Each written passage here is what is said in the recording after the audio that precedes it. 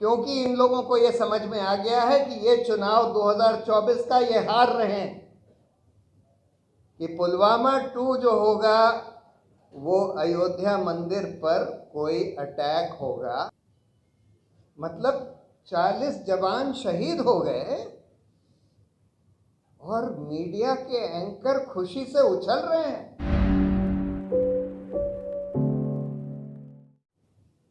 जो इतने सारे इंटेलिजेंस अलर्ट्स आए,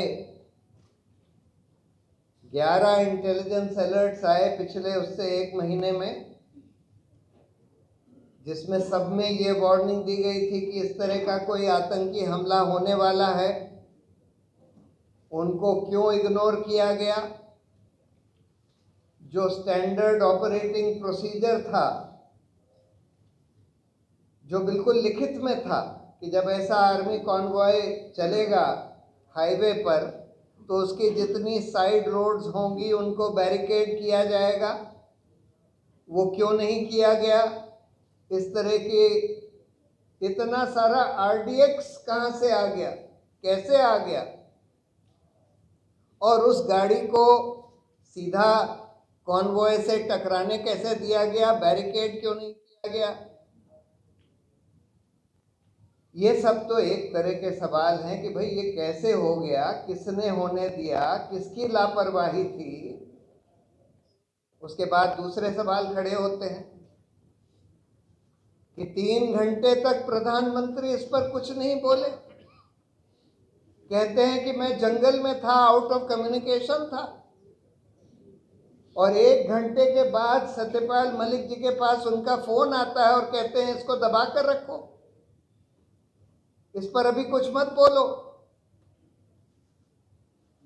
और सबसे बड़ा सवाल ये है कि इतना बड़ा इंसिडेंट हो गया, इतने सारे हमारे जवान शहीद हो गए, उसके बाद कहते हैं, सरकार कहती है कि हमने कोई इंक्वायरी कमेटी बनाई हुई है।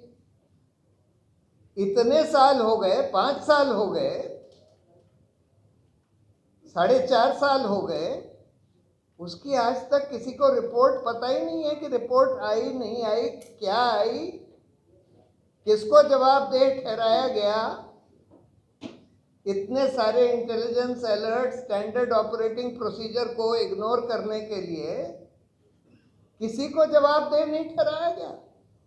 और ये सुना है कि उन ऑफिसर्स को जिनको जवाबदेह ठहराकर जिनको पनिशमेंट मिलना चाहिए था, उनका प्रमोशन कर दिया गया।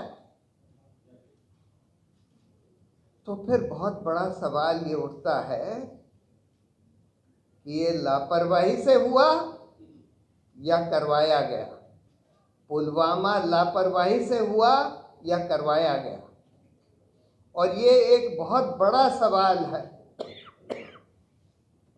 और अगर लापरवाही से हुआ तो जो लोग लापरवाही के लिए जिम्मेदार थे उनको पकड़ा क्यों नहीं गया? इससे तो ये सब समझ में आ रहा है कि शायद करवाया गया। और अगर करवाया गया तो इससे भयंकर चीज कोई हो ही नहीं सकती।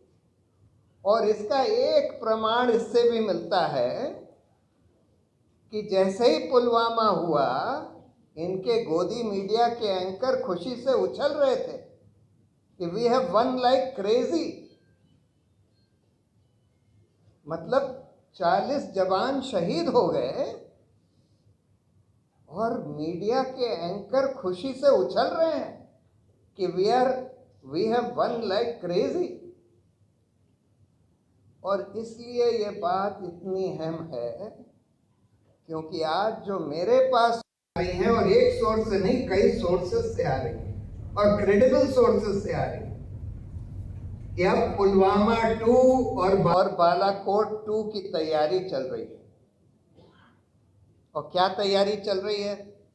जो मुझे सुनने में मिला है, मैं उसको ऑथेंटिकेट नहीं कर सकता, ना ही ये बता सकता हूं कि किन लोगों ने मुझे बताया है, कि पुलवामा 2 जो होगा वो अयोध्या मंदिर पर कोई अटैक होगा जो कि जैश-ए-मोहम्मद या अल-कायदा द्वारा होगा।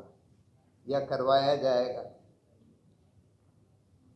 और बालाकोट 2 जो होगा वो पाकिस्तान ऑक्यूपाइड कश्मीर में इंकर्जन यानी कि ग्राउंड मूवमेंट, सिर्फ अब की बार बमबारी नहीं, अब की बार जो सुनने में आ रहा है और मल्टीपल सोर्सेस से सुनने में आ रहा है कि अब की बार थोड़े से ग्राउंड ट्रूप्स भी भेजे जाएंगे। इसलिए नहीं भेजे जाएंगे कि हम पाकिस्तान ऑक्यूपाइड कश्मीर पर कब्जा कर लें, लेकिन ये दिखाने के लिए, जैसे बालाकोट में इन्होंने दिखाने की कोशिश करी कि भाई हमने पाकिस्तान के ऊपर बम गिरा दिए, बम से कुछ हुआ हो ना हुआ हो, बम कहाँ गिरे कुछ किसी को पता नहीं, लेकिन बम गिरा दिए और उसके आधार पर चुनाव बिल्कुल 2019 का पलट गया। जहां पुलवामा बालाकोट के पहले ये सब लोग मान रहे थे कि अब की बार इनकी मेजॉरिटी नहीं आने वाली, पुलवामा बालाकोट कुछ पलट गया।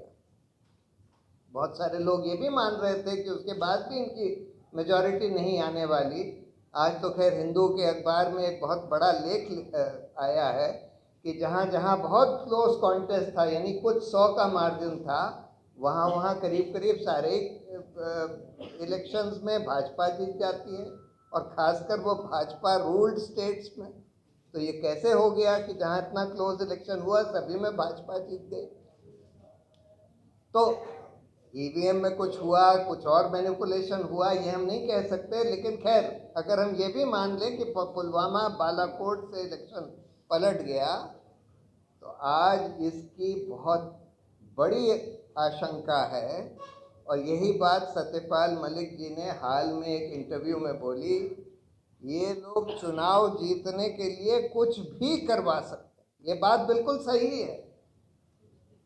जो प्रधानमंत्री 3 घंटे तक पुलवामा जैसे हमले के बारे में कुछ नहीं बोलता, जो प्रधानमंत्री 3 महीने तक मणिपुर के बारे में कुछ नहीं बोलता, और जिसके पिट्ठू एंकर खुशी से उछल जाते हैं जब हमारे 40 जवान शहीद हुए, वो लोग कुछ भी करवा सकते हैं, कुछ भी करवा सकते हैं। और इसलिए हमको आज बिल्कुल सार्वजनिक तौर पर सारे सिटीजन्स को, सारे ऑपोजिशन को मिलकर ये बात कहनी चाहिए।